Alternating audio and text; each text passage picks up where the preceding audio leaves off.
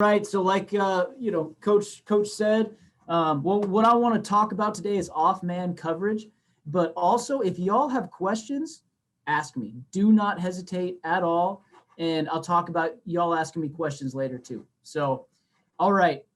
First things first, I want to thank all of y'all for coming on to this talk today. Okay. I know you have other things to do and you don't have to listen to my talk. So I want to make sure that you understand that I appreciate you. And I hope you all had a Merry Christmas and Happy Holidays. And I hope you all have a Happy New Year here tomorrow as well. So a little bit about me, my story. I'm an Oklahoma native, the state of Oklahoma. Grew up in St. Louis, Missouri. I went to Lafayette High School in St. Louis, Missouri. Played obviously football and other sports there, but I went to Drake University, which is a Division I school in Iowa, and then I transferred to a Division II school called Colorado Mesa University, and then I finished my playing career there and immediately started coaching, and absolutely loved it. We got fired after my first year of coaching. Welcome to college coaching. Is sometimes you're going to get fired. There's two types of coaches, guys: coaches that just got fired or coaches that are about to be fired. So my first year of coaching, and I was one that we all got fired. So I went to another school as a volunteer called the University of Northern Colorado, and I was there for 7 years. My first year I was a volunteer. I had to work my butt off, slept on a bathroom floor, slept only a couple hours a night, sometimes didn't sleep for weeks and months on end, and worked my way up, became a full-time coach, safeties coach, defensive backs coach, then became the special teams coordinator and corners coach, and which I played defensive back when I was in college. I played corner and safety, so I played both of them. And then I went to the University of Hawaii, and then now I'm at Assumption University, Massachusetts. So I've crisscrossed America and 1/5 of planet Earth, and now I'm here. So guys, contact information. Here's my Twitter, @CoachWoody2. This is the best way to get a hold of me. Don't do Facebook, do Twitter, okay? And and even if y'all don't have Twitter, there's a bunch of great information on Twitter for football. And a lot of the people I follow, you can go through my likes, you can see, and there's a bunch of just great information, just wealth of information on Twitter between football coaches. My email, you can barely see that, www.blevins@assumption.edu. That's okay. I already get so many recruiting emails. Sometimes it's hard for me to keep track of who's emailing me. We're talking about sometimes you're getting 20, 30, 40, 50, more than that emails a day from recruits. So sometimes people get lost in the wash, but Twitter is the best way to get a hold of me. And I will answer. Again, please reach out on Twitter, guys. We have to lift while we climb in this profession. We can't just do it alone. We got to help everybody we can get to the top and become better coaches so that our players can have better careers. It's not just about us. It's not just about football. It's about everybody, all right? So we got to lift while we climb. And any of y'all that have ever climbed a mountain, which I have, you know that you can't get to the top of the mountain if you don't lift while you're doing it. You're either carrying a pack so you have stuff to, you have water to drink, food to eat, whether you're helping a friend up. If you've done it, you understand what I'm saying. So we have to lift while we climb. All right, the juice. Every time I start a meeting, we start with the juice, okay? And I have it's usually a quick story, something fun, maybe it's something funny, something inspirational, just something to get the juices flowing. Because guys, if we don't have energy, if we don't have enthusiasm, we don't have anything. It doesn't matter, all right? So the juice today is a story about something that is close to my heart. I heard it. It's one of the things that changed my life in a time in my career where I was the worst coach on planet Earth, the worst DBs coach on planet Earth, at least in America. And I was able to overcome that and become one of the best. So through a bunch of hard work and self-reflection, because it was my own fault and it was nobody else's. But anyways, this story came along and totally changed how I saw the world. So this is a story just, back in, I want to say the 80s. This is a story told by Brian Tracy, who's a speaker and author and very popular. So Brian Tracy says that he ran into this speaker. He was, kind of shot up the speaking world rankings, if you will. I think he was the president of the World's Wide Speakers Association or something, right? But this guy is a world-renowned speaker. And every time he'd get on stage, he'd say, he'd get himself pumped up, right? He's about to go talk to thousands of people, and he would get pumped up. He'd say, here I am. I'm going to do awesome on this talk. I'm going to kill this talk. Here I am. Then he'd run out on stage and he'd do his talk and he'd, everybody go crazy. But then all of a sudden his career that was going up started to plateau and he couldn't figure out why. And then he started to feel empty and then he started to feel burnt out. And he was kind of in a midlife crisis. And so that's when he realized that all that, here I am, he was focusing on himself. And so what he did is he changed his mindset. So now when he went on stage so that he could get himself back up to the top rankings in the world and speakers, right, and be a world-renowned speaker again, what he did is he changed his thought process to, instead of here I am, I'm about to kill this talk, he changed it to there you are. Here are all these people. There you are. How can I help you? So instead of, what type of coach are you? Are you the coach that says, here I am, I'm going to do what I want to do, and this is it? Or are you the coach that says, there you are, how can I help you? So then, at the end of his career, when, and when he finally, hit the zenith of his speaking career, this guy, he would run out on stage, and before he would say, he'd say, there you are, I'm going to go help you. So again, what type of coach are you every day? Are you the one that says, here I am? Or are you the one that says, there you are, how can I help you? How can I help my players? How can I help my assistant coaches? Because those of you that are coordinators like me or head coaches, you have coaches that you have to coach too. You're not just coaching kids, you're coaching everybody, and it's your job to do so. So why do we do the juice? Like I said earlier, it's just something to get everybody's juices flowing. There's some scientific research behind it that we're not going to get into because we're talking about football, all right? And if you all really want to know, shoot me a message on Twitter, all right? Now, my goal is to help y'all with technique. I don't know your schemes. I watched a little bit. Man, you guys got some good stuff going on. It was really creative. I was having a blast watching the last talk. So, but hopefully this technique will help you improve. I believe that faster than schematics, faster than scheme, faster than strategy, the one thing to make you a better team tomorrow is better technique, okay?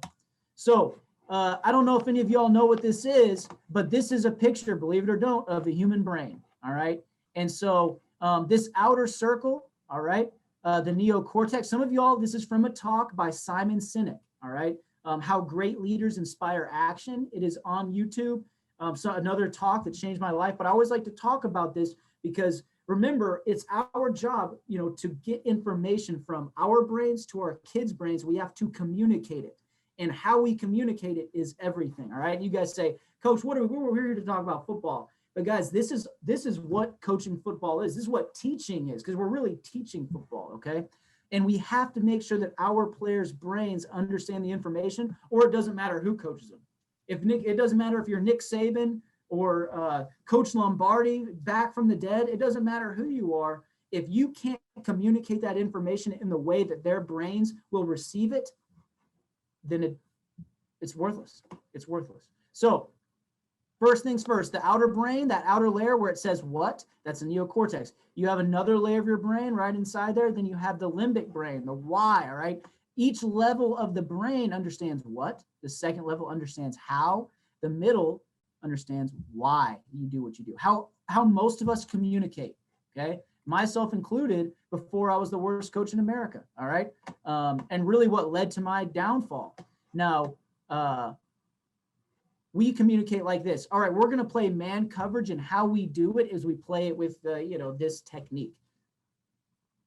That's it. That's literally what I just said it all. What else do I need to say, right? But your brain, when you speak through the what first, it only goes 2 levels deep. It doesn't understand the why after. But when you start with why is it important? Hey, we need to stop these guys because it's 3rd and 3 and there's only 3 yards between the line of scrimmage and the sticks, right?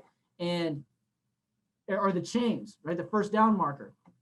Now, when we start with, okay, that's what we're doing, how we're going to do it is this, and this is what we're doing.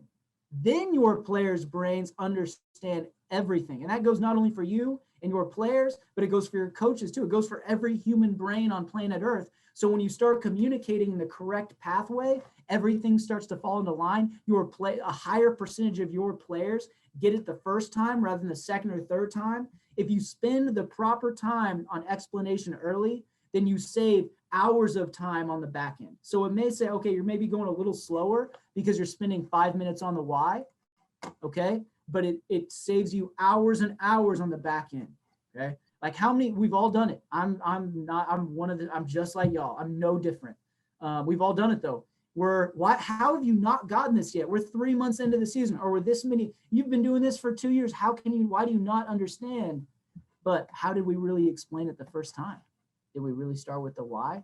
And that goes back to, hey, here I am, there you are. What were we thinking when we were installing? Hey, there you are. All I want you, how can I help you? How can I get the information to you best? Or here I am, I just do it the way that I think is best.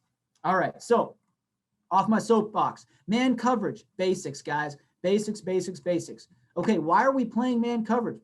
I told you, I'm going to start with why, and I do it in every meeting that I have at all times, okay? Why do we do it? To create tight windows. That means the quarterback has a tight window to throw the ball into, and we're forcing low percentage throws, all right?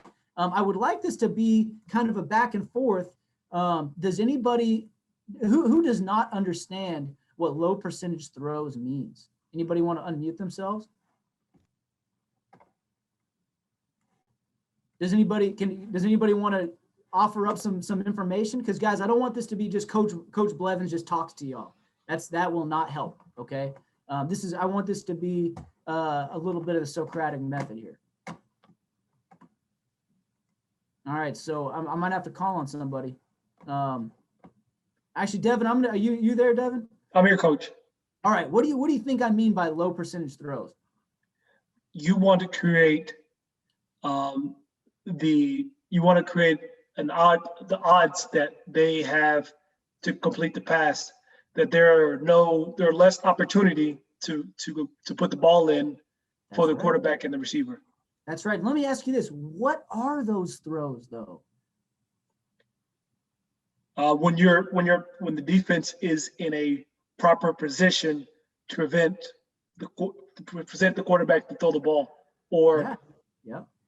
Now let me ask you this. I'm going to draw a little bit. All right, here's an offensive guy. Okay, a little circle. Here's a defensive guy. Here's the quarterback right here. We're going to write QB right there. All right. Now, if this guy runs a route, he runs a little slant route. Is that a high or low percentage throw? What do y'all think? Is this an easy throw if the quarterback's only got to throw it 5-6 yards? That's high. That's an easy throw. That's right, my man. Who was that just talked? I'm down as my wife, Shirley, but my name's Dale. Daniel? All right, man. Thanks for joining Dale. us. I just want to help you. That's all I want to do. And we got to talk back and forth to do it. Might as well make it fun, all right? So that's a high percentage throw. If he just turns right here, still a high percentage throw, right? Just like you're shooting a paper ball into a trash can, right? Is it easy to throw it from short? Sure is. That's a high percentage shot, right? But what if someone's between you and the ball and it's way far away and you got to throw it really high? That's a low percentage throw. So you're trying to force the ball high and outside, which most people are afraid of, right? But when you really look at the percentages, like have you really taken every single time the teams you saw threw the ball deep and outside over 10 yards, 15 yards? Have you ever done that? I would. I have. I've taken every single throw and said, is it incomplete or is it complete?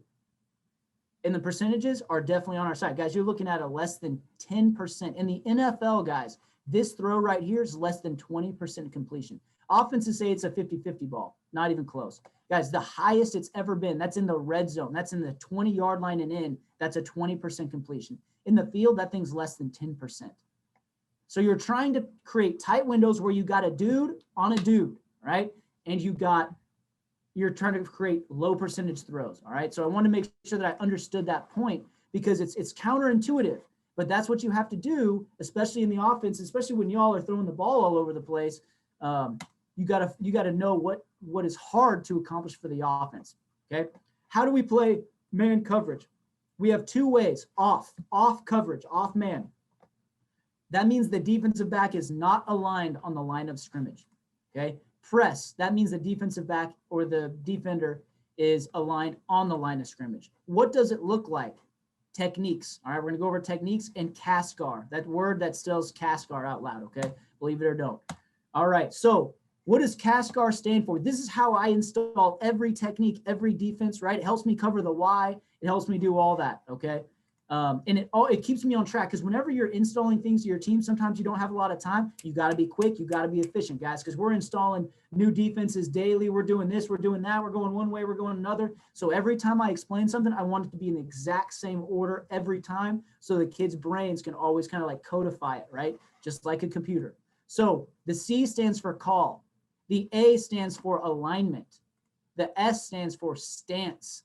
The K stands for key. Like, what are you looking at? All right.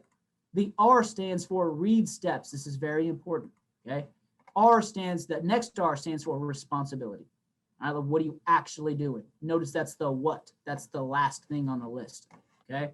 Now the call, I just mean the coverage, the defense, whatever. All right. Now, this is a man read technique. That means I tell my guys, hey, man read this play. Make sure when we're in this coverage, man read it. Does that make sense? We're playing man coverage. This technique is a man read. All right. And guess what? It means we're reading the man. Why do we do this? Because we want our eyes on the man the entire time. Okay. Because we have man techniques where we don't have our eyes on the man at every second of the play. At the very beginning, they'll be on the quarterback, then they switch to the man. All right. Which we will not talk about. Now, the call, man coverage, that's when we play this technique. Okay, so we talked about the why. Our alignment, we usually do 7 yards deep, 1 yard inside leverage. All right, that's what I mean by leverage. Inside or outside of your man is your leverage. That's where you're trying to say, okay, I'm going to line inside, so I'm taking away the inside routes. Right, I'm going to line outside because I'm taking away outside routes because my help is inside. Right. Somebody tell me, anybody offer it up? Who's the only person to never miss a tackle in the history of football? Anybody know?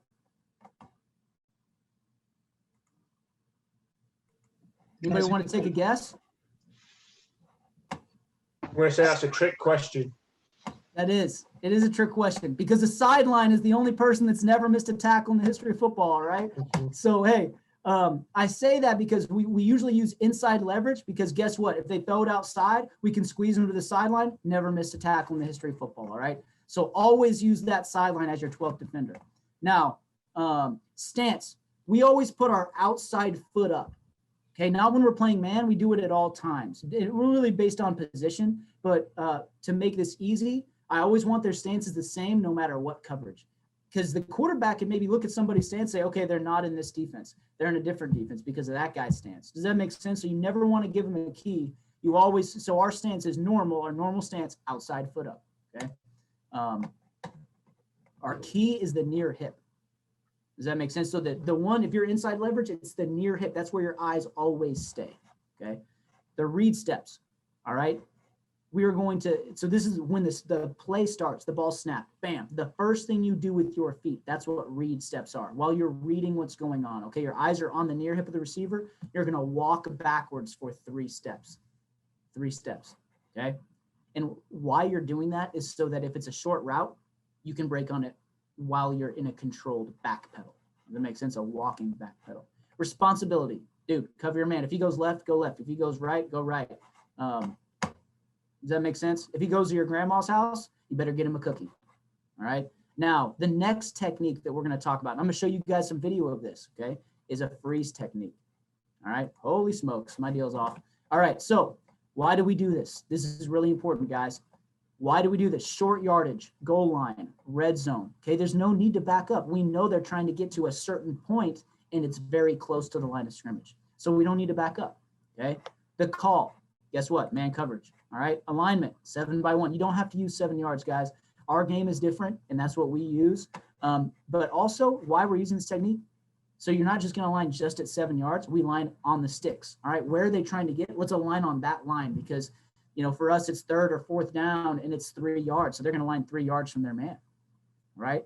So 7 yards, you're at the sticks. That's their only options. Okay. And that down and distance, it's 4th and it's goal line. It's 1st and goal. I'm going to line on the goal line, right? If it's 3rd and 8, I'm going to line 8 yards deep right there on the 1st down marker. Okay. So that way that I'm where they're trying to go. And if they try to go past it, that creates a low percentage throw.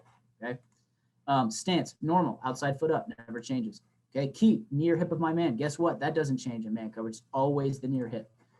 Read steps, freeze. So in a man read, that's like your normal every down man coverage, right? Technique, which I saw Dean, I believe you guys were doing some of this from what I noticed. That's your normal every down back pedal man coverage, all right? But in a freeze technique, you're not going to back up at all. You're going to freeze. That doesn't mean your feet just stick in the ground. They're always going to stay kind of hot. They're going to be moving up and down, right? Any inch that hip moves, you move with it to keep your leverage, okay? But that is a freeze technique. I know I'm going kind of fast, but I wanted to show you all some film, okay?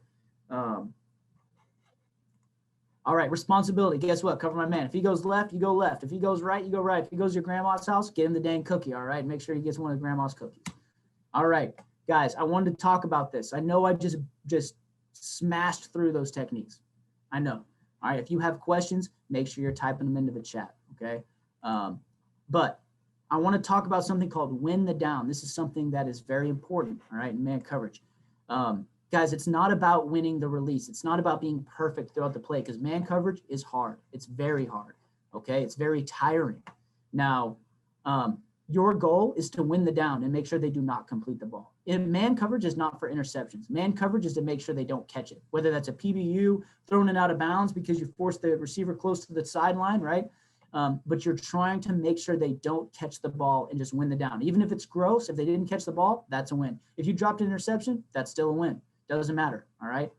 You don't forget what the objective of man coverage is. Make sure they don't catch the ball. Tight windows, low percentage throws. All right, so I want to talk about something called in phase and out of phase. What is in phase, you say?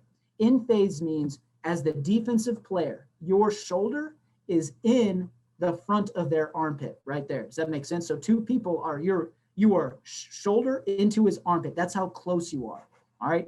If you are in phase, you are in great position. You're a quarter step ahead of him. The back of your shoulder is in the front of his armpit, right? And you guys are running hip to hip. Your eyes are down on the hip. You're winning the play. When you are in phase, okay, and the ball is in the air, you are going to look and lean, right? So you're going to lean into your man, squeezing him to the sideline, creating a lower percentage throw, right? And you're going to look and lean. Does that make sense? You look up for the ball, that naturally creates a lean. That's called look and lean. You are now the wide receiver and you go get the ball. You have every right to it, okay? Now, out of phase. What is it? Anything that's not in phase is out of phase, all right? When the ball is in the air, you are not allowed to look for the ball because you're not close enough to him to make the play if the ball's thrown accurately. So your job is to do what we call play the hands, all right? Now, there's two options. If the receiver's going up for the ball like this, right? See how my hands are above the shoulders? If his hands are above the shoulders, you are going to punch up through the hands. Does that make sense? You're going to punch up through the hands. If his hands are below his shoulders, right? Like his pinkies together, like the ball's coming over, you're going to strike down through his hands. Does that make sense? Hands are up, punch up. Hands are down, strike down. Hands are up, punch up. Hands are down, strike. I must say that 100 times every practice. Guys, you don't have to be super coach. Just say those little things over and over and over. And if you say them 1,000 times, say them 1,000 more times. When they come back and see you in 40 years, they should be able to say hands up, punch up, hands down, strike down. That's how you know you're doing it right, okay? But that's how you play out of phase, all right? Now, it's all about the backboard hand, okay? And we will talk about this when we get to some film, all right? Again, contact, all that stuff. I believe that's in my slideshow. I'm going to go ahead and switch over to Huddle now. Can everybody see Huddle? Yes. Yes. All right, y'all are good? Okay, let's watch a couple plays. So this is my first spring here. All right. Coach, we have a couple questions you want to answer now, or we'll answer them later. Let's do it. Let's answer some of these bad boys. Does the freeze technique is it like motor technique? The motor technique. All right, who asked that question? Carlos Duran. Carlos, what do you mean by motor? because I actually have something I call the motor technique, and I want to see if we're on the same page here. And if not, that's okay. Carlos, you want to unmute yourself or? Yeah, sure. Type it? Motor technique is normally it's a technique that you use in tackle football to be able to detect the steam and don't really move your tights before time, and you Yep. are literally motoring back inches until you get the stem, and then you open the door. So the freeze sounded similar. That's why I wanted to ask. It is very similar. Just don't move backwards. Don't inch backwards. Stay exactly Okay. where you are. So like, this is a pretty good look at it. So let's say here's the line of scrimmage, right? And let's say the sticks were right here, right? You got a guy holding the sticks right there. So the first down is right here. If we're using the freeze, he's going to stay right there and not move because he knows they got to go right there to catch the ball. Does that make sense? Now you're talking about the motor. I actually we call that freeze motor. So they'll freeze, and then as this guy gets close to him, they'll motor back, right?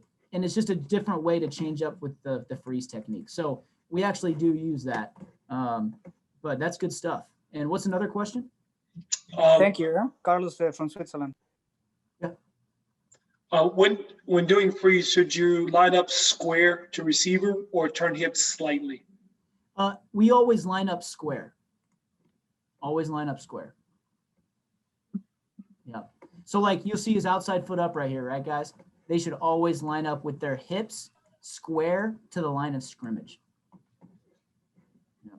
Okay, that's it, coach. Okay, good.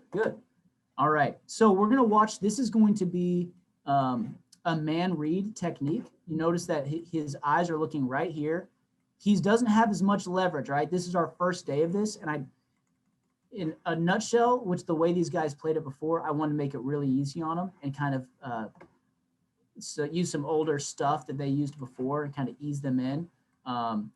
But either way, he needs to be a full yard right here. And that's why he actually loses this, is because he doesn't have enough inside leverage, right? Because here's all the high percentage throws, right? Here's all the high percentage throws right there. All right, so he wants to be inside leverage because all this is out. That's hard throws. John Elway could barely make that out route throw. You know what I'm saying? That's a hard throw, guys. So that's the stuff that we welcome. All right. So you can see him. Watch this guy. We said 3 walkout steps. 3 walkout steps. Right? By that third step, you're going to get your quick game, your quick slant, quick hitch, quick out. Does that make sense? So by the time he breaks at 4 to 5 yards, this receiver, you're only 4 to 5 yards away from him. That's all the space you got to close. Okay. So if you guys want to tighten up, that's all right too, because you guys have a much smaller space than we have. But the ball gets thrown, and you can see he's on his hip. Now, once he's in phase, right? He's in phase. He can play the ball. Make sense? All right. So that's a first look at that technique. Coach, I saw that you're undercutting. Do you undercut all in routes? That's a good question. We do not. He should actually be playing the top shoulder. He just doesn't have leverage. So this guy's already got inside leverage on him, which puts him in a trail position. So that's why you need that extra leverage. So you're driving down on this top shoulder. Does that make sense? Yes, sir. Okay. So there's people refer to it in 2 different ways. You have top shoulder, low shoulder, or high hip, low hip. Top shoulder and high hip, same thing. But if you guys hear that, like right now, he's top shoulder, high hip. Does that make sense? Now he's low shoulder, low hip. So you can tell him, hey, I need you at low hip, right? You're down here in the red zone. I tell those guys, I want low hip, low shoulder all the time. Just to make sure I understand, Coach, when you say top hip, what can you show us at what point should he be in low hip? At what would be the perfect position there right now? Where he is right now is perfect. That's where I want him. Because that way, if he runs a double move, this guy's got to go through him to do it. Does that make sense? Yes, sir. Okay. Now, because he didn't have enough inside leverage, this guy gained a step on him, and that step shows up when the ball shows up. Does that make sense? So that's where he gets himself in trouble. is because he really was screwed by his alignment at the beginning of the play. Because he reacts as fast as a human being can react to that play. Does anybody disagree with that? Like, I mean, he walks backwards. He breaks when he breaks. There's no wasted steps, right? He breaks as good as he can break. So what's the problem? The problem is right here, he has no leverage. He's like literally head up. But if he were to be a step inside and do all the same timing, he would be a step ahead of this receiver, wouldn't he? Y'all see how that works? How just how leverage can kill you or equal a completed pass? So you always got to know where your help is. Where are you trying to force the ball to? Where are you trying to take away? All right, so again, now he's playing outside foot up as well. All right. Takes his walkout steps, y'all can see. Now, this guy runs an out route. And the reason I wanted to show this to you guys is because this is why leverage is so important. He's saying, okay, we're going to deny the inside routes. He's lined up inside. So all this I'm going to take away. But what happens if he runs outside? Right? Guys, and this is something I tell my kids all the time. Gunfighters get shot, guys. You guys see the Wild West movies with the cowboys, right? Old cowboys and Indians and all that. Hey, if you're going to get in a gunfight, you got to be prepared to get shot, right? We're playing man coverage. You got to be prepared to get shot. You got to be prepared for a ball to get cut on you. He ran away from you. Even if you were 2 times as fast, you would still couldn't make up that ground because he's running away from your leverage, right? Like you got to be ready for them to complete this ball. You got to know what you're taking away. That's why your coverages and leverages are so important. And his break was not very good, so that didn't help him out either. All right, but I wanted to make sure I put that on there so you guys can also see. I'm not a perfect coach, guys. I'm not going to put in just a bunch of highlights where everything looks awesome, right? Guys are going to catch the ball on you. If you're going to be a gunfighter, which you're defensive coaches, y'all are outlaws. All the defensive coaches are outlaws. You got to be ready to get shot. Okay. All right, so the next clip. All right, so here, okay. He's taking his walkout steps. See how his eyes are right there on that inside hip? Okay. Now, if we are going to force low percentage throws, we are going to challenge them on this ball. Say, okay, throw it. All right. They have to be ready to turn early because you all aren't allowed to put hands on them, are you? No, sir. You can't touch them. So this is a scary part about man coverage, okay? All right. He gets run by, doesn't he? So you have to be ready to turn early. You're in your walks, and if he's really pushing on your toes, okay, you need to turn and run, all right? This guy does not turn early enough. It's too late, okay? And then, where's he looking? Can somebody tell me where you think he's looking? On the ball. Yeah, he's looking at the ball. Is he in phase or out of phase? Out of phase. He's out of phase. So should he be looking at the ball? No. No. Guys, tell me this. If a ball is thrown deep, somebody tell me, is it going to be overthrown or underthrown most of the time? Usually over.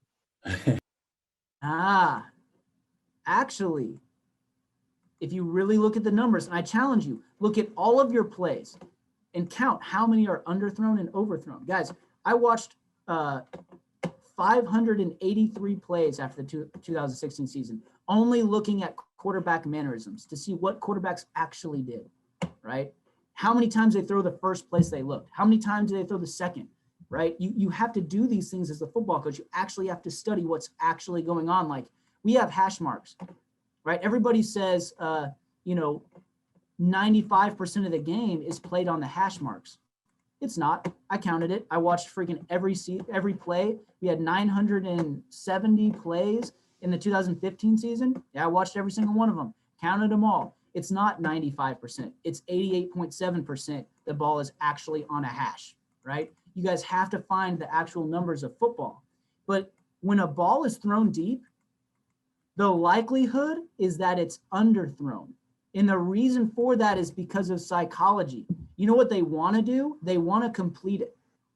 So naturally, this guy, this quarterback, I don't know if that's a quarterback, I can't see. This quarterback right here, okay, he is naturally going to underthrow it more times than overthrow because he wants to make sure the ball is complete.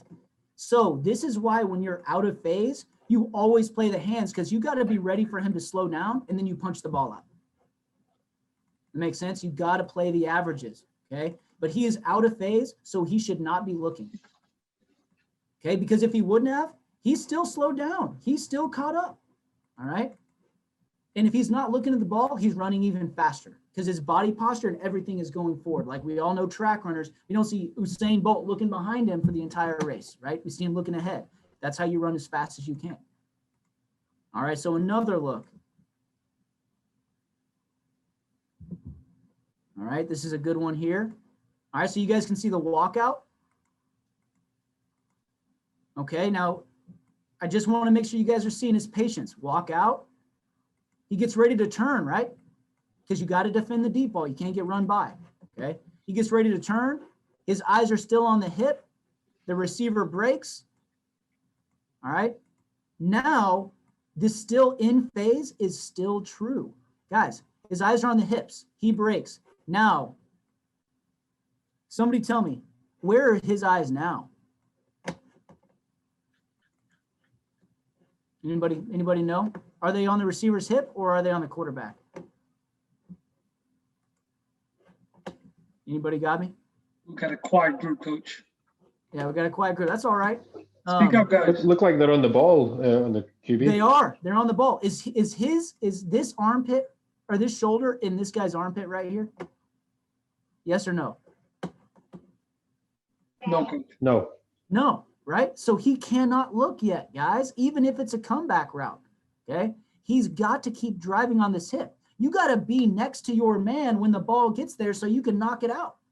Like the quarterbacks, like, I don't know if anybody's confused here, which y'all are smart. Y'all are on a clinic talk, but he's got on a different colored shirt than him, right? The quarterback ain't throwing you the ball. You got to be next to this dude right there, okay? So he's not in phase, so he cannot look. Guess what? Ball gets caught. There's no way this should be a ball that gets caught. He's right in his hip pocket, okay? That should be a PBU, but he's looking back at the ball, all right, when he's not in phase. All right, so let's watch this bad boy. All right, so this is what happens when we're not patient. See how his feet are not slow? No walkout. He just backpedals as fast as he can. Completion. Inside leverage too. Look at him. He's inside. But he gets an inside route caught on him because he's not patient. So he's too deep. Okay, so I want to put that one in there. But there's a great job finishing the play. And what do we say? We got to win the what, men? And women, if there are women in here. Fine. Well, we got to win the slant, but we got to win the down, right? Because guess what? Is all that ugly by him? Yeah, horrendous. Terrible. But you know what? Did he win the down? You dropped the ball. Yes. On the ball. That's right. Hey, we won the down, man. We won the down. So celebrate it with him. Then coach him up. Okay, hey, should have been more inside leverage. I need you slower on your back pedal so you can drive on the top shoulder and be there when the ball gets there. You guys see what I'm saying? Like, but still celebrate with him that he won the down, because no matter how ugly it was, if you win the down, you win the down. You win. All right. So don't get caught up too much in just all technique. All right. So we got this guy. Eyes are, you can see this really well. His eyes are locked on that hip, right? He drives. Now we do get a little pick. All right. Now, when they get into this situation, when they get close enough, I will allow them to look up before their armpit and shoulder, right? If they know like he's reading the route right now, he knows this guy turns it out. He's not coming back to the ball. I know I can undercut it because this ball's got to be thrown flat. Okay, it can't be thrown over the top because he's going to run out of real estate. He's going to run out of land. Okay, they're going to run to the sideline. Our best friend. But there you go. But this guy's nice and patient, right? Look how patient he is for the first 3 steps. Then he gets into a normal full speed back pedal. He opens, he brakes, his eyes are pure the whole time. One-way ticket to Sixburg, fellas. There you go. I'm getting I'm getting hyped down here in the corner. Hey guys, go celebrate with your guys. Go celebrate with them. They love it. It's fun. It's a fun game. So make sure that you bring the juice every day. Okay. Now, let me give you all, here we go. A couple more clips and we'll be out of here. All right. So again, he's very slow. He opens. Now he is in phase. You guys see that? He is in phase, right? The shoulder and the armpit are connected. Now he can go for the ball. He becomes the receiver. Does that make sense? And look how much real estate this receiver is running out of. He's running out of space, right? You guys see that? He gets closer and closer to the sideline because he's looking and leaning. Refs don't even know. Now this dude is 2 yards from the sideline. That's a very small bucket for the quarterback to drop that ball in. Okay. But that's what it looks like, all right, when you're in phase and you play the ball. So here's a freeze technique. You guys see that? See how it doesn't back up? This is a freeze technique. Eyes on the hip. And notice he adjusts. This receiver does a good job. He's attacking outside. He's trying to get away from him. So he kind of scoots towards him and keeps the leverage, right? He's keeping the exact leverage he started with. However, if you're a yard inside, you keep it. If you're on the inside tip of the shoulder pad, which I put these DBs that are closer to the hashes, I say inside tip of the shoulder pad or outside tip rather than 1 full yard. They're more on that's their leverage or that's their leverage rather than that or that, if that makes sense, okay? Just because they're closer to the football, and this guy really he can go anywhere on the field, and it's going to be tough. So I tighten their leverage now, okay? When you're farther away from the quarterback, when the receiver's out here, and you're the DB, you can get a full yard because all the space is in there. All the space is over here. There's none over here, all right? So that's why we get a full yard on the outside, okay? Notice his feet, though. This is something I'm unhappy about, but it's day one, so it hasn't been corrected yet. He should still have his outside foot up. But this is a really good look at freeze technique. All right. Again, that's very situational, guys. What's the down and distance? All right. What's the situation? On defense, you have to win situations. You have to master them. Everybody's got to be on the same page. All right. Here's another look at the freeze technique. All right. Let's look at my coaching point here. I write notes. So I write notes to the players on each of their plays. Not every play, but most of them I'll write. Hey, and this is the kid, and this is the note for him. Hey, protect your leverage. Then it's a PB, a pass breakup. Okay, that's what my note is. So let's see what he does. And then I have all my coaches do the same thing. We all type our notes in so the kids can watch huddle and they can get the coaching points in case I can't make a meeting. Especially now that we're in, we're all in this COVID shutdown. You can't meet with them in person anyway, so it allows them to watch the film on their own. Yes. All right. So notice, guys, he's on the inside tip of the shoulder pad right there. He's inside leverage. Okay. He's late on his break. And that's what his eyes get up too high, guys. And the reason that we know his eyes left this near hip right there is because he fakes with his head and shoulders and he steps that way.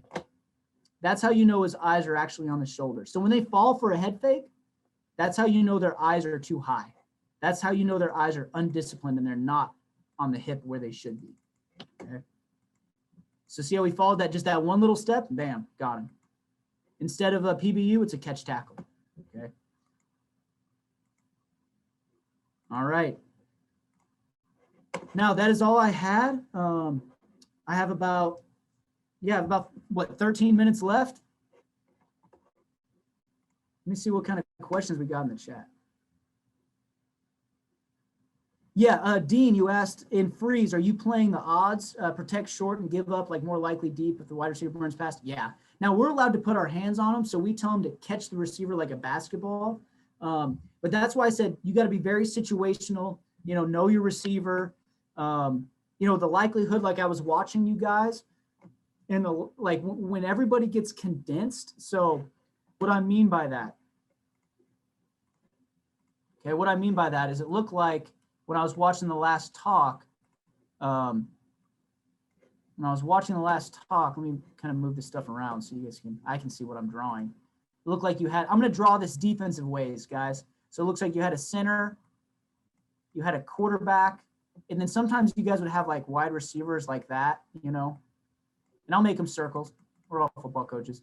Yeah, like somebody here, and somebody here, or some, you know what I'm saying? It looked like you guys were really condensed. Like, if they're in this type of look, did I draw that right? Do I need another person somewhere? No, one less, coach. Oh, one less? Okay, my bad. All right, so like that. It looked like you guys got really condensed. Like this may only be like 7 yards or less. Does that make sense? And I don't know what the truth is, but I know in American football, when the closer everybody gets, the less likelihood that they're doing this. The more likelihood that they're doing this or that. That makes sense. Or they're maybe doing this, right? But the less likelihood they're doing that. So when we get condensed sets, I tell my players to use the freeze, right? Otherwise, I try to use it on downs and distances where they only got to go like between here and there. They run a little route, so that way we're sitting right there waiting for it. We can break up, right? And if they run by us, play the hands, play the percentages, and hope the thing's inaccurate, right? I mean, gunfighters are going to get shot sometimes, And you know what? We will cover over the top with the safety. Yes, sir. Yeah, we'll have a safety when we use free. We almost never take the safety out unless we're blitzing. And then we're not going to have a safety. We're just going to, hey, sometimes, guys, to fix a problem, you just got to solve it with aggression. You got to blitz them. That's just the life of the defensive coach. Does anybody have any questions, man? I'd love to help y'all out anymore. I have a lot. So in one of your films, I saw that on the outside receiver, you had him like a 4 yard inside. He turned his back at the top of the route when he ran a comeback. You had him turn his back completely inside instead of staying square. Yes. When do you want your players to open and run? Yeah, I tell them a 3 yard cushion. And then depending on their speed, you may, hey, bro, you may want to give them 4 yards, right? Because somebody's a little slower or somebody's a little faster. Hey, you can give them, you can cut that thing close and do it 2 yards. But I tell them a good rule of thumb is 3 yards, and it's never wrong to open early. It's never wrong to open early, right? Because we don't want to give up the fade. I'm not saying that. We want to be able to contest and play the fade, right? Because we always defend top down. Does that make sense? Top down. Until we go into freeze, then freeze is down to top. You guys see what I'm saying? So you're trying to pick what you're trying to beat, and just mix it up. Do you, same kind of situation, you're not, instead of opening up, you're not teaching to cut space, take away space with body? Yes. So basically leaning on, because they opened up already open and running instead of condensing space. Do you prefer that they open up and run than cut off space with their body? That's I would just prefer they open and run, because remember you have that leverage for a reason. Like if this is the receiver and here's the DB, right? And you have 1 yard of leverage and you're how many yards deep, right?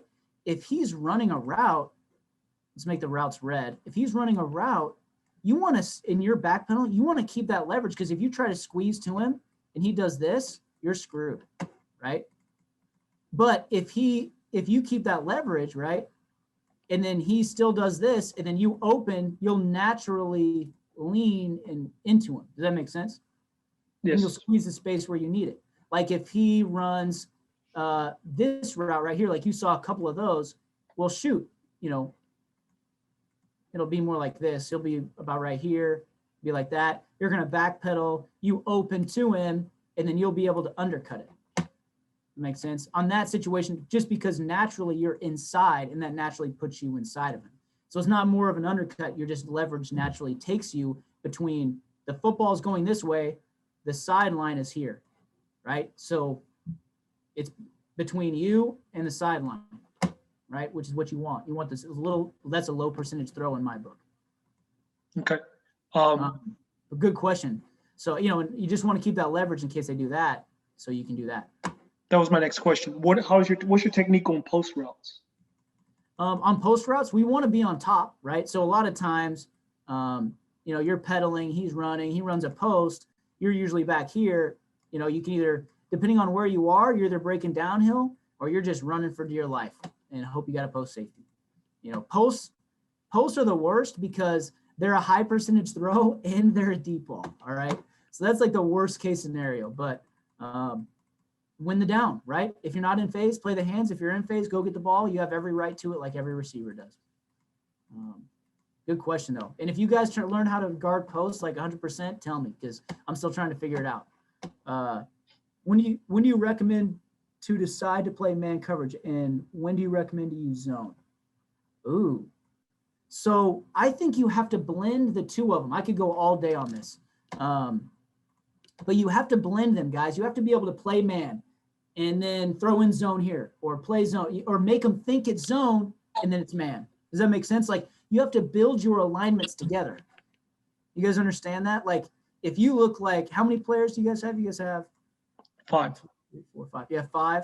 If you guys have, you know, if this is how you look in zone, then you need to look like that in man sometimes. If this is how you look in man,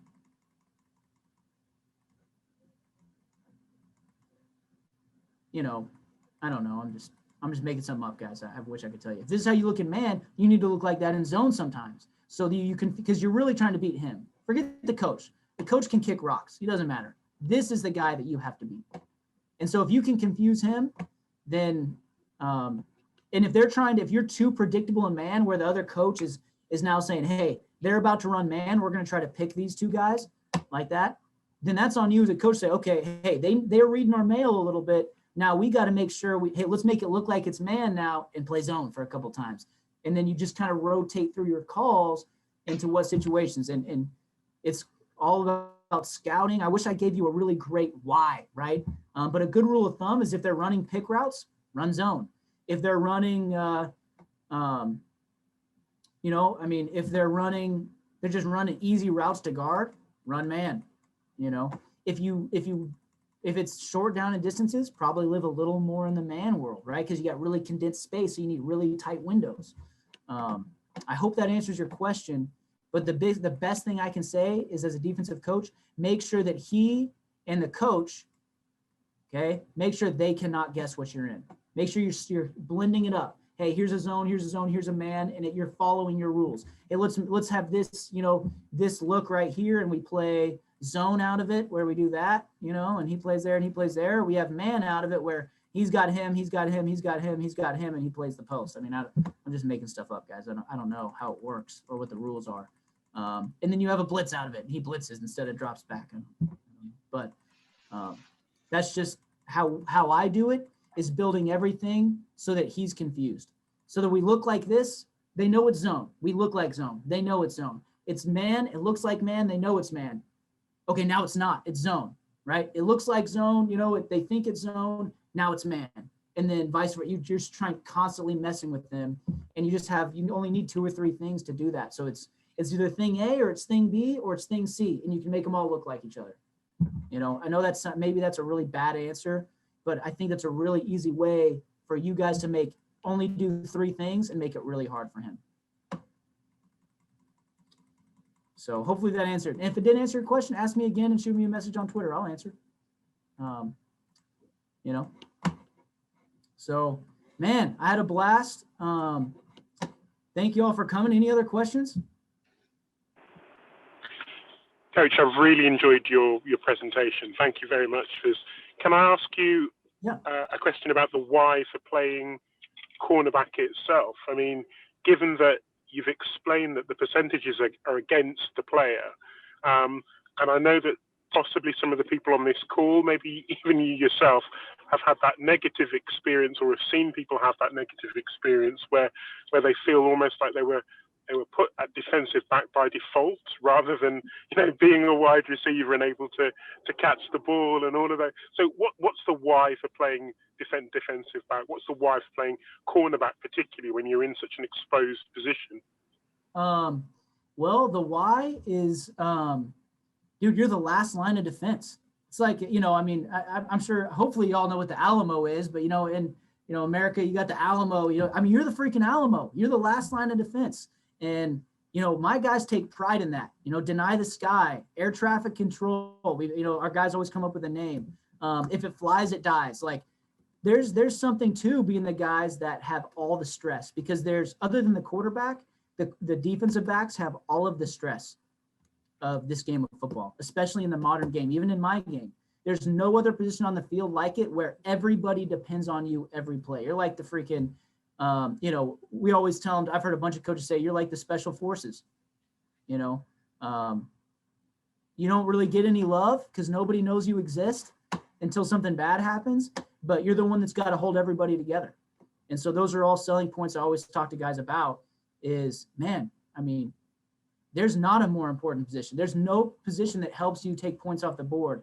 And one way to make it more enjoyable is, like I told you, hey, man, you're a gunfighter. You're going to get shot. And when they get beat for touchdowns, all of y'all are NFL fans, or maybe hopefully you're NFL fans. Have you guys ever seen an NFL game without a passing touchdown? Ever? I can think of one, and I was like 13.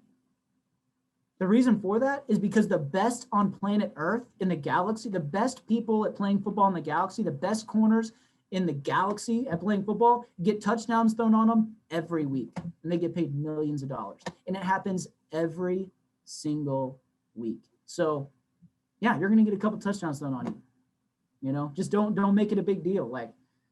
It's, did you do something wrong? Okay, let's fix that thing and then move on. You're a gunfighter, So does that make sense? That's a great answer. Thank you. And it puts me in mind of the question that was asked to Coach Dean earlier as well, by Joe, about is it mental or physical in terms of the attribute that you're looking for in a player. It feels from what you've said as if they have to have that mindset, or you help them to develop that mindset where they relish that challenge. So it feels like it's mental for you rather than physical first and foremost. Yeah. And I coached at the University of Hawaii, right, which is a tiny island in the middle of the ocean.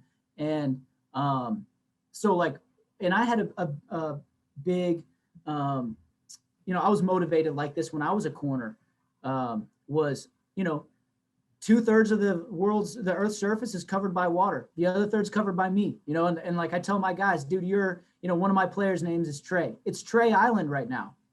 No one gets onto Trey's Island.